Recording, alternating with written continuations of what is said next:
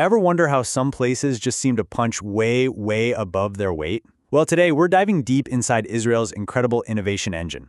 We're going to explore how a really unique cultural mindset, one that's forged through a very specific life journey, has created one of the most dynamic tech hubs on the entire planet.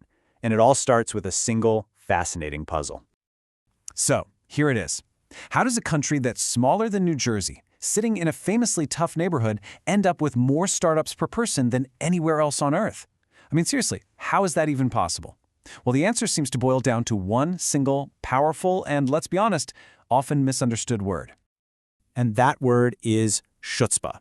Now, you've probably heard it used to describe someone who has a lot of nerve, right? But in the world of innovation, it means something completely different.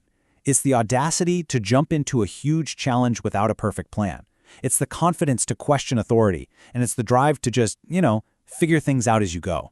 And this isn't some trait you're born with. It's a skill that's nurtured from a very, very young age. So to really solve the riddle of Chutzpah, we're going to follow the journey of a typical Israeli, from the playground to the military and finally into the boardroom.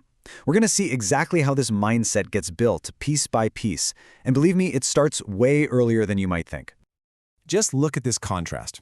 On one hand, in a lot of Western countries, you might see a teacher carefully showing a kid the right way to use a slide. It's all about safety, order, predictability. But the norm in Israel? It's often a lot closer to this creative chaos. You'll see kids climbing up the slide, totally unsupervised, and no one's correcting them. Yeah, it's a bit messy, it's highly unconventional, and this tolerance for chaos, it's the very first building block of chutzpah. Right, so this early chaos isn't just about kids having fun, it's literally the first training ground for innovation. It teaches kids how to navigate a world that isn't perfectly neat and tidy. And this idea is so central to the culture, they've actually got a specific word for it. And that word is balagan. It's a word for mess, for chaos, but in a way that's surprisingly functional.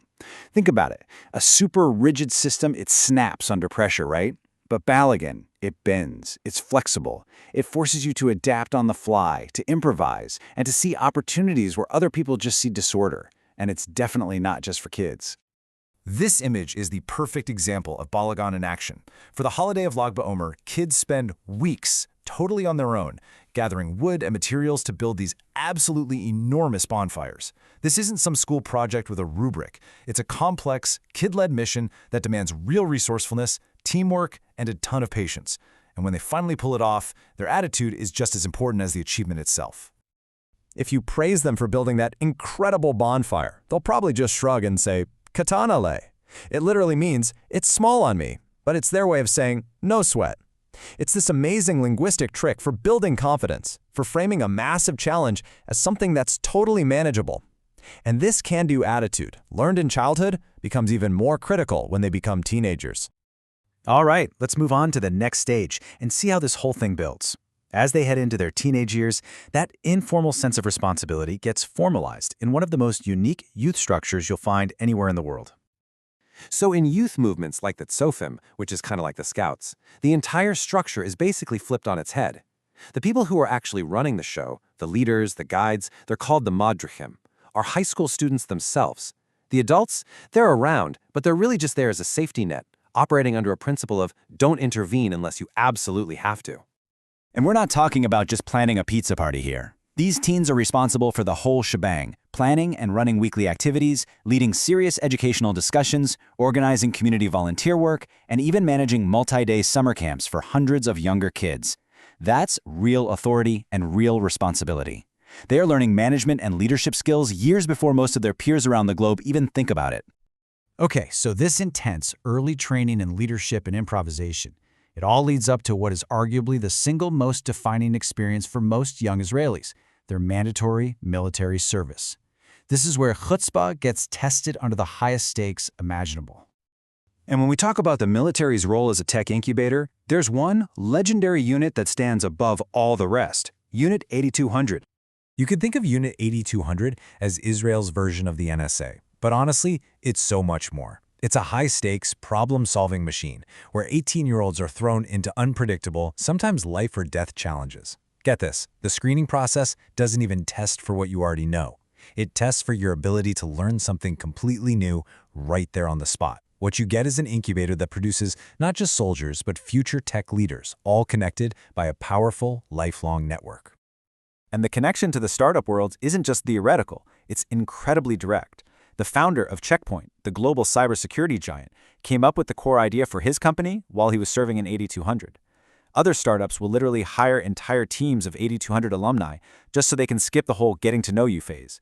These are people who have already worked together under immense pressure. They know how to execute from day one. So, you got this foundation of creative chaos, early leadership, and high-stakes problem solving. But there are two final ingredients, kind of like the glue that holds this all together. And that's a really unique approach to failure and an almost stubborn sense of optimism. You gotta hear this. This quote comes from a super beloved character on a classic Israeli kids show named Yatsik. In every single episode, without fail, Yatsik would fall. Off a horse, out of a tree, you name it. And every single time, he'd just pop right back up and say this line. Just imagine an entire generation growing up with that message baked right into their childhood. Failure isn't something to be ashamed of. It's just part of the process. It's an expected, totally normal step on the path to actually succeeding. That kind of resilience, that is the absolute lifeblood of any entrepreneur or innovator. And that incredible resilience is powered by this one phrase, Yehe beseder. It means, it will be okay. It's this deep-seated national optimism, a core belief that no matter how difficult or chaotic the situation gets, things will, eventually, work out in the end. It's the cultural safety net that allows people to take those huge risks in the first place.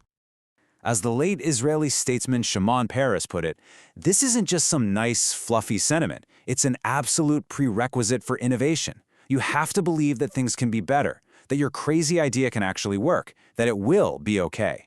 This optimism isn't a side effect. It's the very fuel in the engine of Chutzpah.